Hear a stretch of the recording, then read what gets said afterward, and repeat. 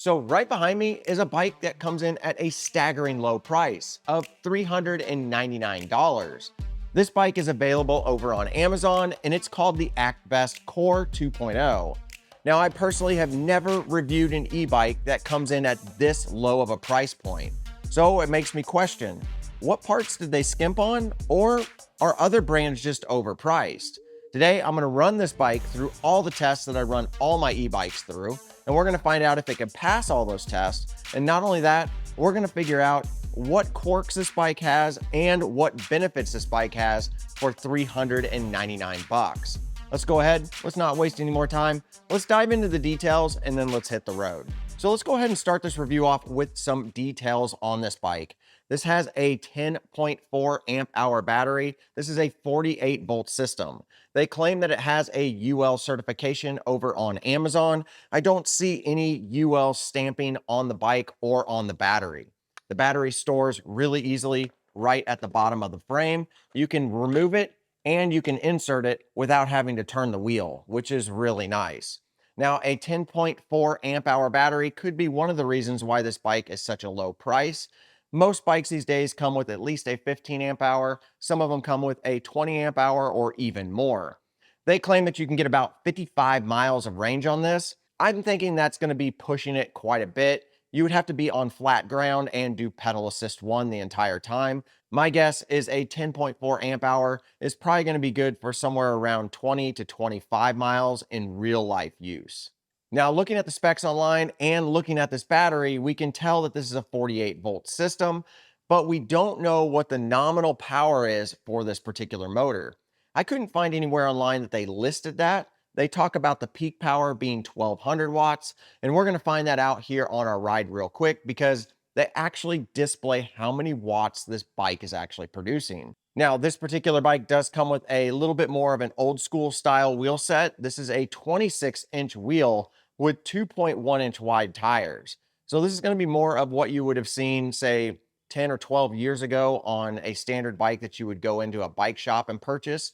A 26-inch wheel is only really more common now on fat tire bikes. On city style cruising bikes, we usually see 27.5. So 26-inch wheels are going to be a little bit smaller. In my opinion, this is going to make the bike a little bit lighter, and it's also going to make it a little bit more familiar for those users who haven't really changed out their bike in several years. Now, when it comes to drivetrain, this has a Shimano drivetrain. It is a 7-speed setup. It's got the shifter up top on the handlebars, and then you've got a Tourney TZ rear derailleur. This is a super entry-level setup, but what's crazy about it is we've seen this setup on bikes that come in right around $1,500. So to see this on a $399 bike is kind of actually pretty interesting. They could have gone with an even lower brand rear derailleur. This is not a bad drivetrain by any means. It's not top of the line. They could have gone lower. So at the $399 price point, I feel like they did pretty good with this spec.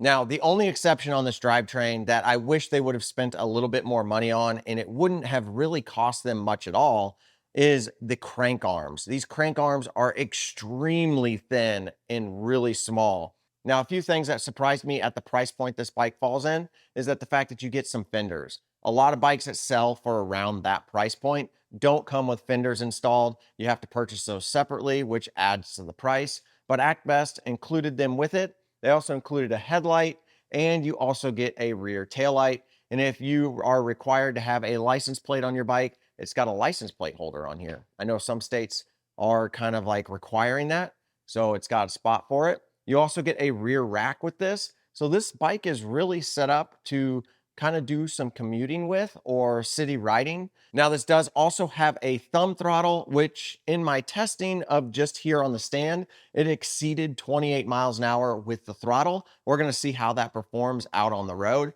but you do get some decent lock-on grips. And this also comes with mechanical disc brakes. That's one area that they did actually kind of lower the cost of the bike. Instead of going with hydraulic, it went with mechanical. And to be honest with you, on this particular bike, I think you're going to be just fine. Unless you're a little bit heavier rider, then you may want to upgrade to hydraulic brakes, which you can do for pretty inexpensive, honestly.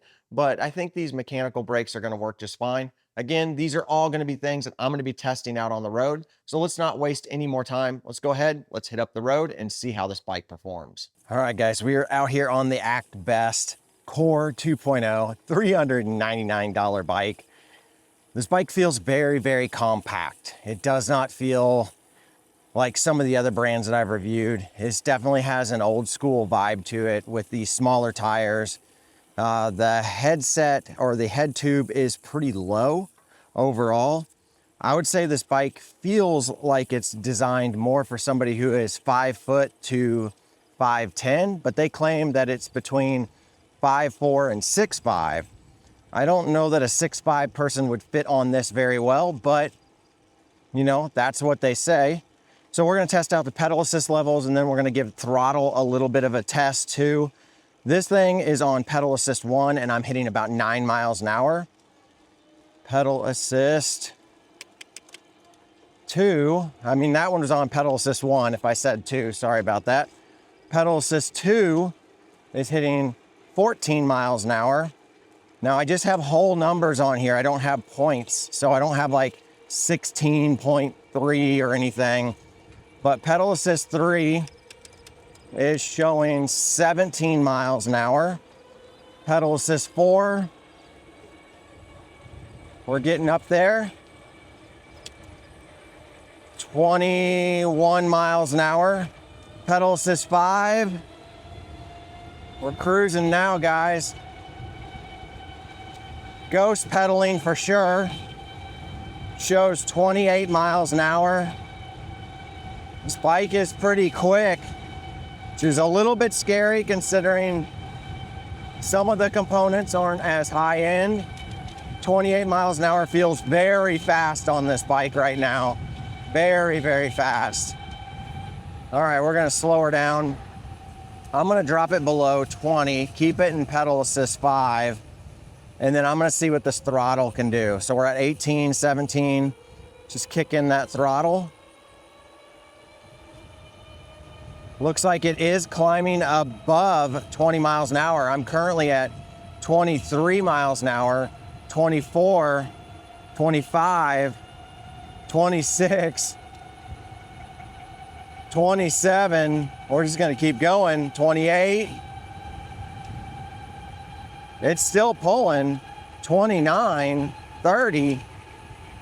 There, I felt the motor kick off at 30 miles an hour. And now this is all based off of this screen. So this isn't GPS verified. This is just based off of what Actbest is showing me. But 30 miles an hour is what they're indicating that this bike is doing with throttle. That's very, very fast. We saw that this thing would go about 28 with pedal assist and 30 with throttle.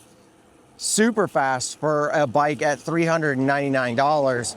I want to see what the power output is on this thing real quick. So I'm going to put this over to watts, and we're just going to see if it hits that 1200 watts real quick while we make it over to our next test area, which is going to be our brake test. Now I'm seeing it consistently show 990 something. It's jumping back and forth quite a bit. Well, we'll also test this over on the big hill, which I'm hoping I see this thing go over 1,000 watts at least, because they're claiming it peaks out at 1,200. Okay, so let's take a quick look over the bike really fast while we're out here. I want to point out a few things. Now take note, this is a $399 bike. We just saw it do 28 miles an hour with pedal assist, and we also saw it do 30 miles an hour with the throttle, according to the display. Again, none of that is GPS verified, so we're just gonna have to take Actbest at its word that that's what it is. I don't ever GPS verify any of my speeds. I just feel like it's pointless. Whenever you feel like you're going crazy fast, you're going crazy fast. On a 26-inch by 2.1-inch wide tire and wheel setup, 30 miles an hour that it showed on the screen felt absolutely insanely fast. It felt like it was almost faster than what this bike should go. That's incredibly quick for a $399 bike. I've been on bikes that are well over $2,000 that can't do that. Now, a couple of quick things. This bike has a kickstand right here, and this kickstand has already ran into my foot a few times. So just take note, that may be a problem for a few riders out there that have a little bit bigger size shoe. I run about a 10 and I sit pretty even on the pedals, and I have to move my foot a little bit further forward. Otherwise, as you can see, it gets pretty close. If you turn your foot in, you're gonna wind up hitting this kickstand. We'll take a look at some of these welds that are on here. They look relatively decent. They're not as clean as some of the nicer, more expensive brands that smooth out their welds, but for $399, these look pretty decent up top here.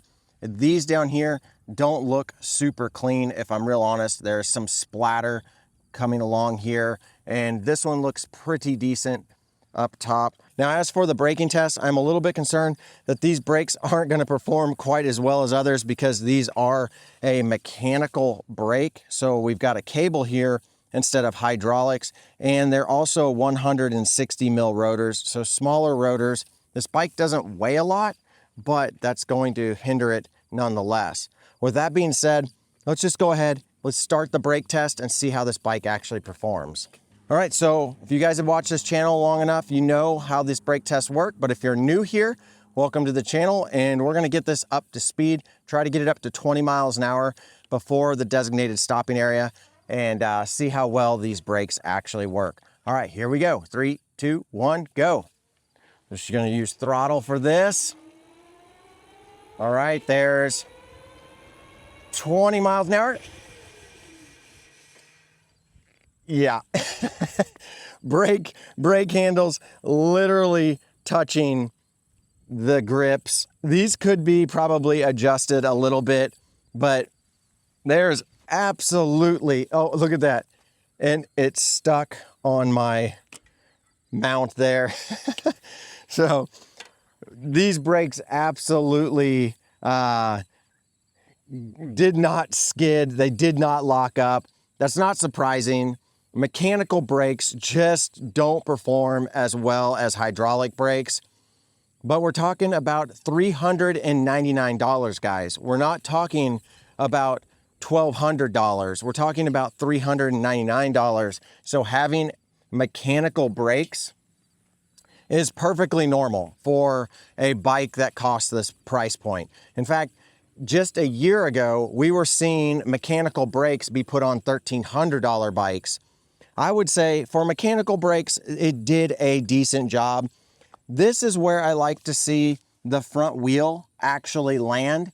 And as we can see, we are a good 2 feet in front of that with the back wheel. The bike doesn't stop super fast, but I wouldn't recommend going 30 miles an hour on this bike and expecting to be able to slam on your brakes and stop really, really fast. Again, these mechanical brakes can be adjusted. So if you are concerned about the braking ability on this bike, you can adjust these, you can dial it in. You have these little things right back here. Let me show you. You have this right here. This is a barrel adjuster, which will add tension to the cable. You can dial this in just a little bit here. And then you also have some barrel adjusters right here. So you could potentially get a little bit better braking performance out of this bike than what we're seeing right now. But mechanical brakes are mechanical brakes. They are definitely the entry level when it comes to disc brakes, better than the old style clamping brakes that do clamp on the rim, but not as good as hydraulic brakes. So this performed about what I would expect mechanical brakes to perform on a heavier e-bike. Again, this isn't the heaviest e-bike, but it's heavier than a standard bike. Okay, let's go ahead. Let's do the sensor switch test next and see how well this bike switches between pedal assist and throttle to pedal assist. All right, we're gonna get it up to speed here, about 15 miles an hour with throttle, switch over to pedal assist. All right, let's do that again. That did not kick in super fast. We're gonna do throttle and 1 rotation, 2 rotations. It took 2 rotations for it to switch over to pedal assist from throttle. Now, if we go the opposite direction, gonna get this to kick in and then switch over to throttle. that's pretty quick. That really didn't have a delay at all, so that was nice to see.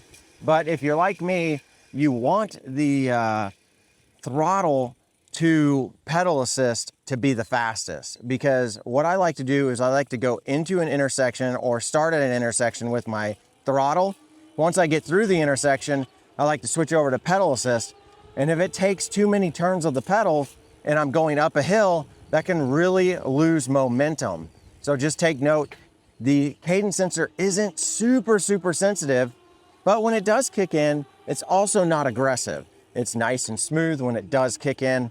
But we are talking, again, a $399 bike. We can't expect it to have the performance of a cadence sensor we would see on a $1,200 to say $1,800 e-bike. I would say this is pretty accurate to what I would expect this price point to be. There is a little bit of overrun with the motor, basically meaning whenever you stop pedaling, it continues to push for about 2 meters, which is common for some e-bikes, not common for others. It just depends on how the manufacturer set up that motor. Okay, so right now we are going to do our 0 to 20 test. This is a test where I put it in the hardest gear and I start pedaling, and we see how quickly it can actually get from 0 to 20 with both pedal assist and both throttle. Let's not waste any time. Let's go ahead. I've got it in the hardest gear on this bike, and we're gonna give it a good pedal and see how long this takes. A fast bike does it around 5 to 6 seconds. A kind of mid-level bike is around 8 seconds. And the slower bikes that I've reviewed as far as the acceleration power, not necessarily the top speed, is right around 10 seconds. So we're gonna see where this bike falls in. We're gonna go ahead and go in 3, 2, 1, go. Give it a little boost, and we're kicking in. We're at 13, 14, 17, 20. That wasn't that bad, actually. Even though we didn't have a super fast takeoff because the cadence sensor was a little bit slow to kick in, as we know. That thing actually got up to 20 quick, and we're gonna try this with throttle. I haven't done much with throttle on this bike, except the fact that I know it can go faster than the pedal assist. It can go 30 miles an hour according to the display. All right, let's go ahead and do the throttle test in 3, 2, 1, go. Woo! All right, and there's 14, 17, 20. Uh-oh. Oh, that was weird, guys. My throttle, let's take that back there. I gotta test this out. My throttle got stuck and it kept accelerating. Now, it wasn't physically pressed down, but it kept accelerating. Now, when I did the brakes, it cut it off really quick, but let's get it up to there. Okay, that stopped. Let's keep going. Let's try it again. 20. Huh, that was weird. I wonder what happened there, where my throttle kept going even though I wasn't pushing it down. Let's try this again. I don't know if I can repeat that. We're gonna get it up to 20 here. All right, see, no, I'm accelerating and I don't have my hand on the throttle. That, at least the cutoff switches are working. Thank goodness for cutoff brakes. I'm not sure what that's about. That's a big concern. And I do think Actbest needs to address that, because that happened twice. Let's see if we can make it happen again. Having an acceleration happen whenever you're not intending it to is not a good idea. There we go. It's doing it again. I let go at 20 and I'm just continuing to go. 24 miles an hour. Yeah, guys, not acceptable. I can't get that to happen with pedal assist, but I can only get it to happen with the throttle. Overall, the stability on this bike feels pretty stable. I mean, I've got no complaints with how the bike feels. It does feel a little bit compact compared to the other brands that I've reviewed. but I think a lot of that has to do with the tire size and the wheel size. I ride a lot of fat tire e-bikes, and those feel very, very beefy. All right, guys, we've made it over to the big hill, and here we're actually going to do the 19% grade test, and we're going to do it on pedal assist and throttle. All my audio is going to be from my pedal assist. We're going to see if this bike can make it up to the top. If it makes it up to the top, we'll display the times for each performance. If it doesn't make it up to the top, it gets a did not finish. So we're gonna see how this bike performs. Okay guys, here we go. We're gonna start the pedal assist hill climb challenge. There we go. Cadence sensor kicked in. We're gonna see how well this bike actually shifts too. I mean, that's a big question on how well it shifts going up a hill. Being that it's a Shimano setup, it should do fairly well. And we should also see it get to that 1200 watts. I have not seen it cross 1000 watts yet. Upper 900s are what I'm seeing. Right now, I shifted down one gear to 6. We're getting close to the 19% grade up here at this driveway. Going 17 miles an hour, 800 plus watts. This is where we should see the wattage peak out, but I am not seeing it cross 1000 watts. It is shifting well. Now I did tune the bike up prior to riding it to make sure that it would do well on the shifting, and it is doing well. 11 miles an hour. We haven't dropped below that 10. There's 10. We haven't dropped below 10 though. So I have to give it a good hill climbing rating. And that's because anytime I climb a hill on an e-bike, if it can go up that hill at 10 miles an hour or more, I rate it a good hill climber. Now, we never saw the peak wattage. They claimed it would do 1200 watts, and that's posted all over their Amazon page. So not hitting that on your screen, just a little bit over 900, maybe the upper 900s. I don't know, guys. I'm not gonna lie, I'm rooting for this bike. I am really wanting this bike to succeed because I personally think e-bikes are very, very unattainable for the majority of society. I think that the price point is extremely high, and the fact that $1,500 to $1,800 seems to be normalized for a good quality e-bike is kind of upsetting. Oh, mainly because there's just like, I remember back in the day when $700 for a regular bike was a ton of money. And e-bikes are so common now that they're like the equivalent of a regular bike anymore. Okay, real quick before we dive into the menu system, let's see how much this bike weighs. So here's the claimed weight from the manufacturer, and here's the weight that my feedback scale actually shows. All right, with both wheels off the ground, I'm showing 65 pounds, 8 ounces. Okay, let's take a look at the screen here. So up top, you are going to get a battery bar. And then down here, you're going to get your speed, which is going to display in miles per hour. Here's going to be your pedal assist levels. So you're going to have your 0 pedal assist, which will be no assistance, all the way up to 5. And we saw what those pedal assists can do on the ride test. You do get this kind of like little power meter thing that goes up and down. And then you do have some information that displays here.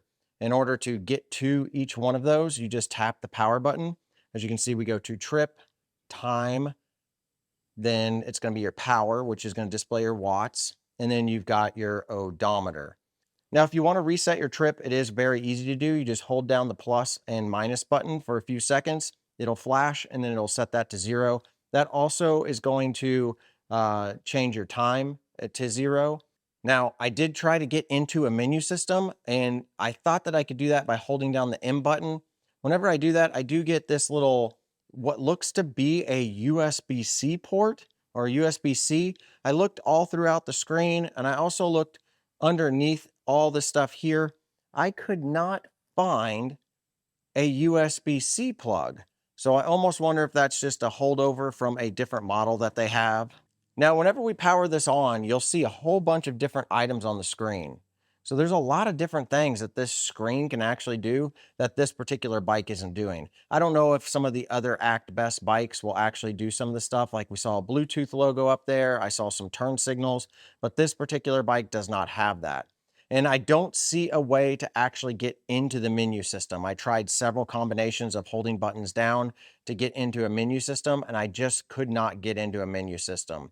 So what you get on this bike is what you get. If anybody knows how to get into the menu system on this particular bike, please let me know. I would love to know how that is actually done. I can't figure out the button combination to get that to actually work. So there you go. That's the Actbest Core 2.0. Now let's take into consideration that this is a $399 bike. They say the full retail is around $600 to $700. However, I feel like this bike does fall right into that $400, maybe $499, under $500 price range. So $399, it does feel like a correctly priced bike. The one things that I would caution you with, and I just have to reiterate this, the throttle sticking, that is a concern. And I do hope that Actbest does address that and figures out what that problem is. And maybe it's just my particular bike. The other thing is I do wish the crank arms were a little bit higher quality, being that these are such thin material. I don't know that you'll have any issues with them, but I could see maybe a heavier rider potentially having some issues with them, maybe going up a hill where they're having to put a lot of torque on them. And I would hate to see something like this actually break.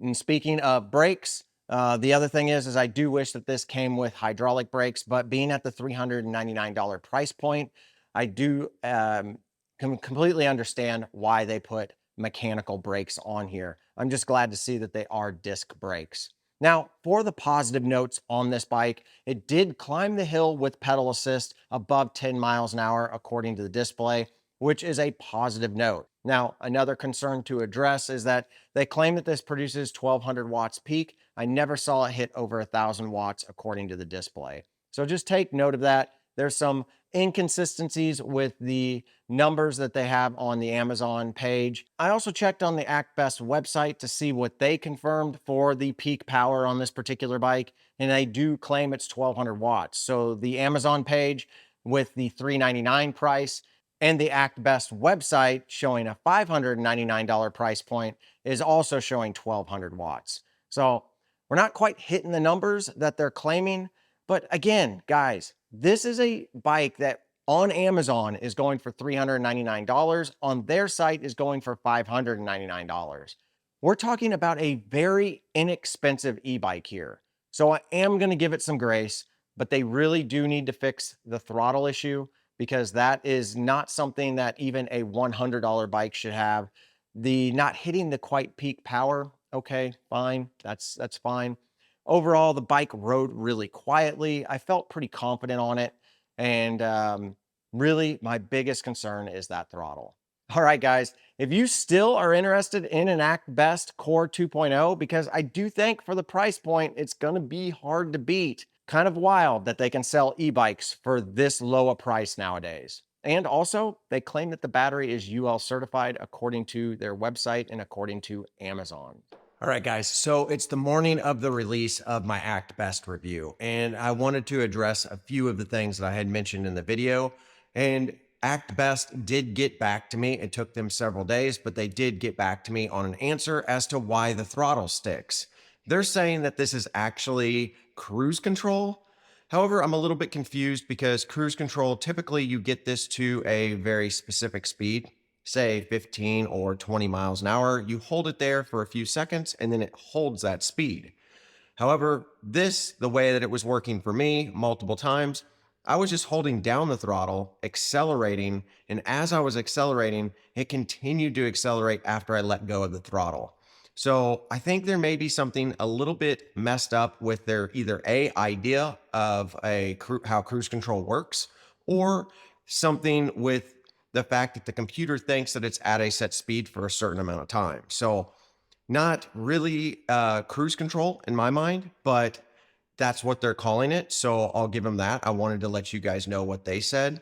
Also, the other thing about the 1200 watts, they claim that it can peak out at 1200 watts at the very start.